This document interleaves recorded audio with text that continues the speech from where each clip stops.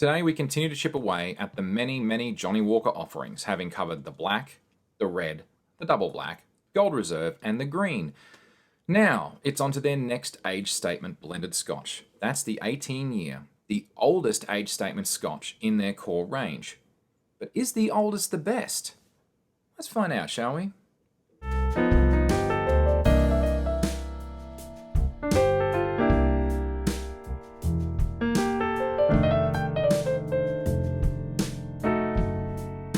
This is Whiskey. I'm John Chidgey. Always remember to drink responsibly, in moderation, and where and when appropriate. Feel free to like and subscribe if you're watching this on YouTube, and visit engineer.network/whiskey, without the E, to learn how you can support the show. Thank you.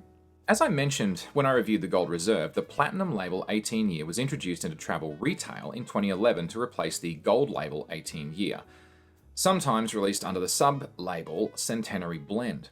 From 2012, the Platinum Label 18-year was incorporated into Johnnie Walker's core range. In time, it was revealed that the Platinum Label uses 18 Scotch whiskies: Cardew, Glenelgan, Ochriosk, I'm sorry about that, Blair Athol, Carl Ela, as well as some grain whiskey from Cameron Bridge. In 2017, the name Platinum Label 18-year was changed to simply 18-year globally. Now, you can get a full-size bottle of this stuff, that's 700 mils, for 181 Australian dollars from Dan Murphy. It's getting up there.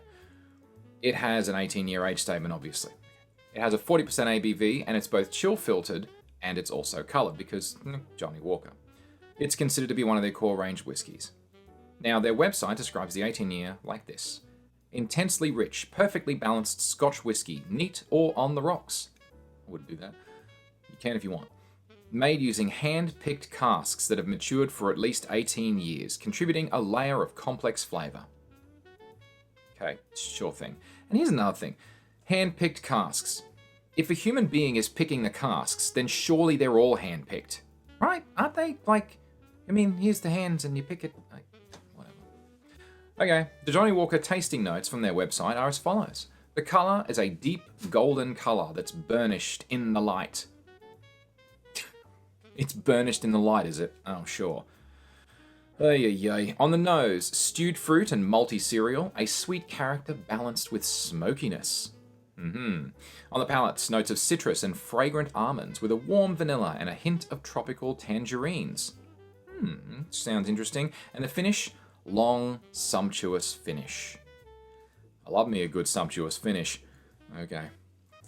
Let's see. I've never tried this and I am rather curious. So the colour on that, I would say it's more of a darker amber, maybe a lighter coppery colour.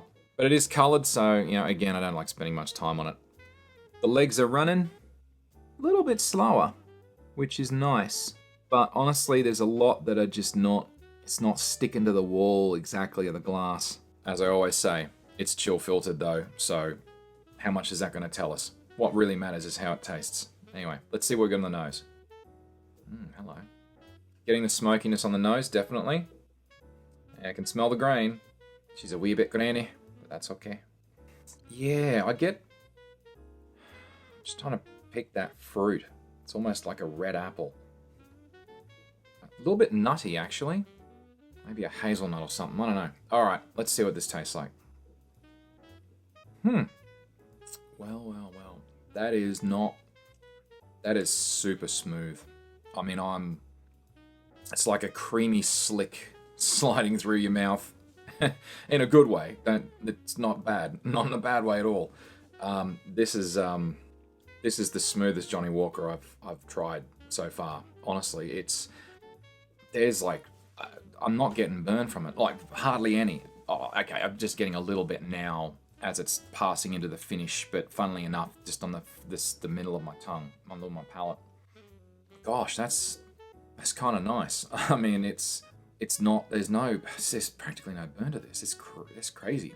That is super pleasant. It's not a slappy in the face flavor. It's not at all. It's all right. So mouthfeel, creamy, delightfully creamy, and consistently creamy. But it's not a chewiness. It's not quite so oily, buttery. It's not like something you can chew on. But geez, I'm not gonna lie, that is just delightful.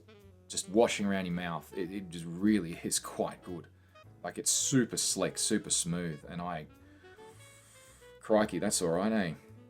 Having said that, it's not super strong in terms of like the taste. Like, the vanilla's subdued. I get that almost a lime citrus.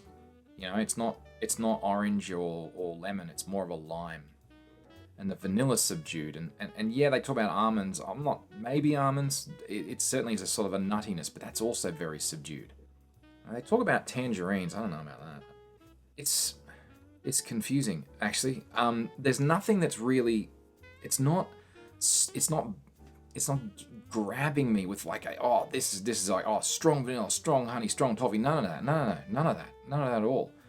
It is super subtly smooth, gentle, and it would be very easy to sip this and just keep sipping it and not stop, because it's just that. Like, you don't think you're drinking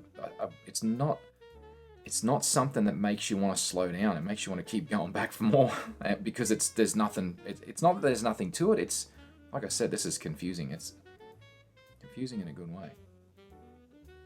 I'm not going to lie. This is one of the more unusual whiskeys I've ever tasted. And I've tried over 100 at this point. Which is a small number compared to some people, but this is just delightful. It is probably the easiest sipping whiskey I've ever had. It's not offensive in any way. If you wanted to give a nice dram to someone who didn't like whiskey, I would try this. This shit is smooth as hell. There's a bit of smokiness on that finish. And the other great thing, it is certainly a longer finish. I'd still say it's moderate, maybe slightly longer than moderate, but they get longer as the age goes up, I guess. Or certainly as you go up in price, it seems to be a longer finish. But honestly, wow. Okay, I'm going to go with that was not what I expected, but in a good way. And honestly, again, it's not like any Johnnie Walker I've ever had. But I've never had this expensive a Johnnie Walker. I haven't had a blue yet. Well, that's on the list next, I guess, but geez. Okay, well, let's get down to brass tacks. This thing is not cheap. It's on the lower end of a 3, but for cost, it is a 3.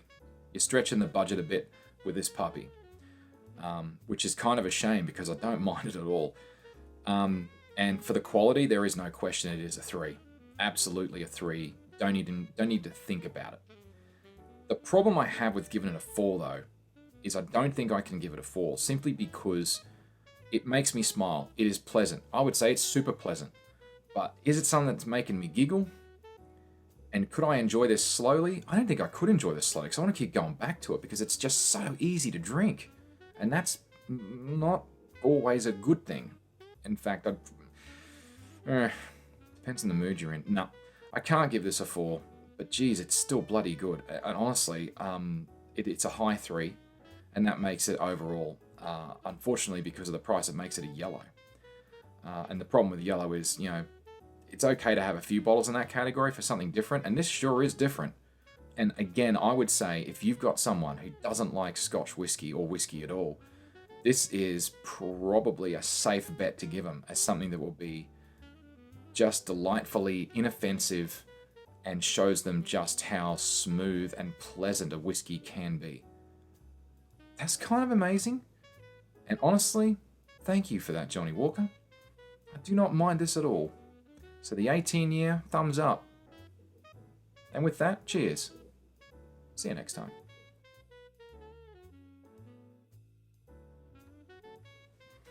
So smooth.